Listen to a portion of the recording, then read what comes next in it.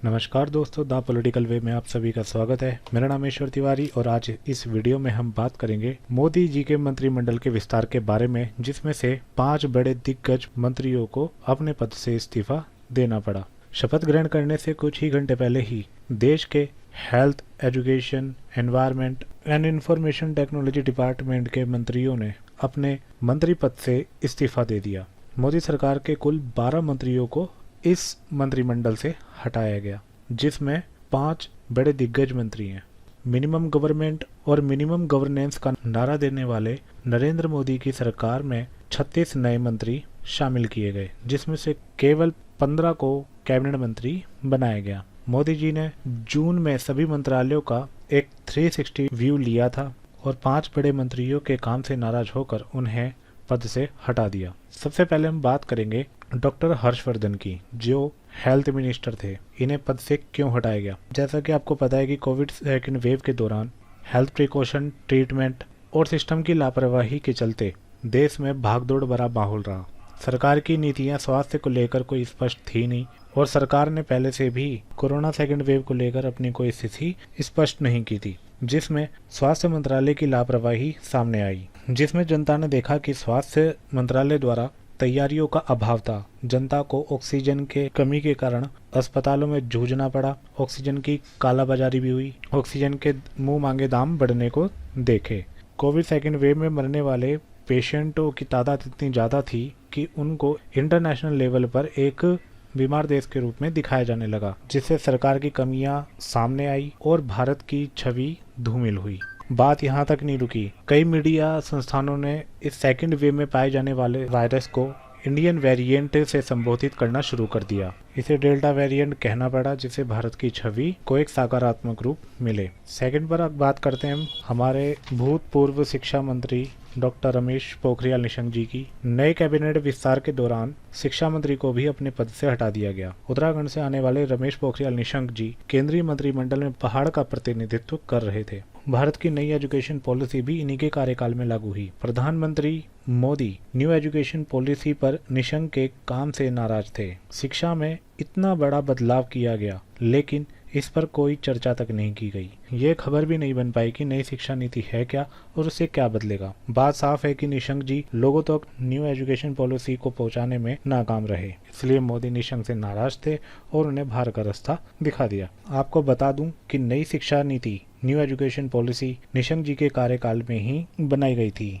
और उनकी काम में लापरवाही तब ज्यादा सामने आई जब कोविड सेकेंड वेव में सीबीएसई की 10वीं और 12वीं की परीक्षा को लेकर जो अफरा तफरी मची थी, उससे लोग बहुत परेशान हुए। एक महीना ही बचा था कि स्टूडेंट को पता भी नहीं था कि एग्जाम होगा या नहीं। लास्ट में मोदी जी को खुद ही स्टेप लेना पड़ा और कोविड सेकेंड वेव के दौरान एग्जाम को कैंसिल करना पड़ा। अब बात करते हैं हमारे तीसरे मंत्री, जिन्हें कोरोना महामारी के दौरान अपने पद से हटना पड़ा। इनका नाम है रविशंकर प्रसाद, जो हमारे information and broadcasting and IT minister थे। इन्हें ट्विटर से 2-2 हाथ करना महंगा पड़ गया, इसलिए इनको अपने पद से इस्तीफा देना पड़ा। रविशंकर प्रसाद ने जिस तरह से दुनिया की बड़ी टेक्नोलॉजी कंपनियों को चुनौती दी, उससे भारत एक अजीब स्थिति में फंस गया, जहां अमेरिका को भी ये कहना पड़ा कि भारत गलत कर रहा है। ऐसा लगता है कि भारत का आशय किसी भी इंटरनेशनल डिस्प्यूट में फंसना नहीं था। भारत लोगों की निजी जानकारियों को लेकर एक डाटा प्रोटेक्शन लॉ भी लाने वाला है। संयुक्त समिति इस रिपोर्ट को तैयार कर रही है, लेकिन रविशंकर प्रसाद ने रिपोर्ट पेश होने से पहले ही ट्वीट कर दिया कि वो इस रिपोर्ट से खुश हैं। इसे सरकार की फजीहत ही हुई, क्योंकि भारत सरकार न्यू डेटा प्रोटेक्शन लॉ तैयार कर रही है, जिसे संयुक्त समिति देख रही है और इस पर रिपोर्ट भी आने वाली है। लेकिन रविशंकर प्रसाद को ये मालूम ही नहीं था कि रिपोर्ट अभी पूरी तरह से रेडी नहीं हुई है और उन्होंने ट्वीट कर दिया कि वो इस रिपोर्ट से खुश हैं। अब बात करते हैं हम अपने भूतपूर्व पर्यावरण मंत्री प्रकाश जावड़ेकर की। प्रधानमंत्री नरेंद्र मोदी ने पर्यावरण मंत्री प्रकाश जावड़ेकर को भी बाहर का रास्ता दिखा दिया। इसके 2 कारण सामने आए। एक तो पर्यावरण मंत्रालय में बहुत सा काम नहीं नहीं हुआ था और दूसरा जावड़ेकर का पार्टी के अंदर समर्थन कम था। अगर पर्यावरण की वेबसाइट को देखें तो लगेगा कि पर्यावरण मंत्रालय ने 2020 से कोई भी नया काम ही नहीं किया और जो भी काम नजर आता है वो 2019 का है। भारत के सामने पर्यावरण की चुनौतियों का एक पहाड़ है। दिसंबर 2021 में ऑस्ट्रेलिया की राजधानी कैनबरा में COP26 की मीटिंग होनी है, जिसमें पर्यावरण को लेकर कई निर्णय लिए जाने हैं। इसके बावजूद पर्यावरण मंत्रालय ने इस दिशा में कोई काम नहीं किया। प्रधानमंत्री नरेंद्र मोदी ने गुजरात में साबर नदी के किनारे 2 अक्टूबर 2019 को एक नारा दिया था कि भारत 2022 तक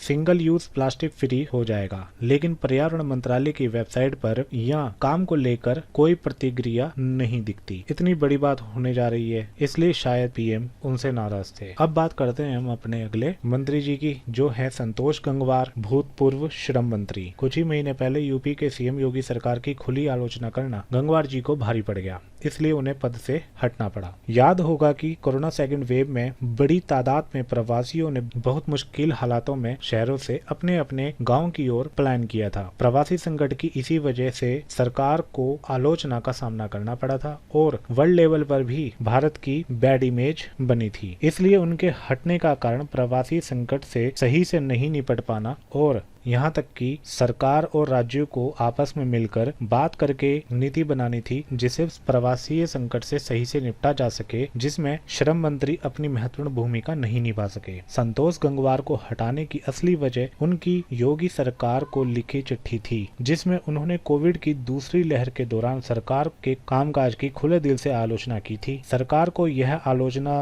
रास नहीं आई और हो भी क्यों ना, क्योंकि अगले साल यूपी में चुनाव होने हैं और सरकार इस कंडीशन में अपनी छवि को खराब नहीं करवाना चाहेगी, इसलिए उनको पद से हटा दिया गया। तो ये था हमारी वीडियो का अंत। उम्मीद करता हूँ कि आपको ये वीडियो पसंद जरूर आई होगी। वीडियो के सही लगने पर आप हमारे चैनल को लाइक और सब्सक्राइब जरूर करें और लेटेस्ट वीडियो के नोटिफिकेशन के लिए सब्सक्राइब के बगल में दिए बेल आइकन को जरूर प्रेस करें। मिलते हैं नेक्स्ट वीडियो में। Till then, God bless you all, take care and Jai Hind.